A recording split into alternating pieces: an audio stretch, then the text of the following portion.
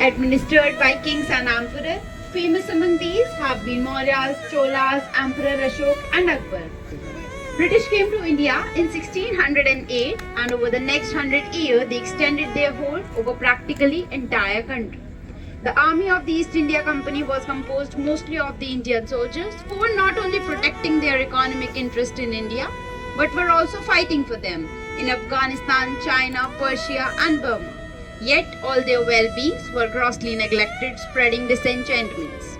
Even the farmers and the traders were also not happy because of the harsh land revenues and severe taxation. The kings were also feeling the heat because some of the kingdoms had been already taken over, citing the doctrine of lapse or simply for ineffectiveness. It is at this time when the new rifles, cartridge of which was smeared with the animal fat, had to be bit open, were issued to the soldiers. And when one of the battalion refused to use these cartridges, they were humiliated by being disarmed. Getting offended by this, Mangal Pandey attacked on one of his officers and instead of being heard, he was hanged. The news of his hanging spread like a wildfire and there were rebellions extending from Delhi to Varanasi. The British collected their army from Bombay and Madras Presidency and got around 10,000 soldiers from Nepal. The reign of the terror unleashed and the uprising was crushed.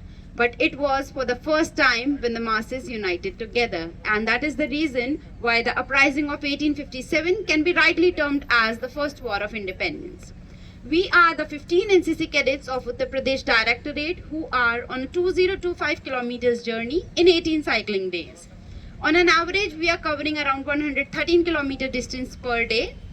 Our rally was flagged off from Meerut on 1st of January 2025 and then we touched the flashpoints of 1857 like Muradabad, Bareilly, Lucknow, Varanasi, Prayagraj and now we would touch the other flashpoints of 1857 like Mathura. Then we would move towards Delhi and in Delhi our rally will be flagged in by our Honorable Prime Minister during Prime Minister's rally as the part of Republic Day camp celebration. During this journey, not only we have become mentally and physically strong, but also we get to know about our actual past, what were the sacrifices that were made by our ancestors to win us freedom. We seek your blessings for the balanced part of our journey, sir. Thank you, sir.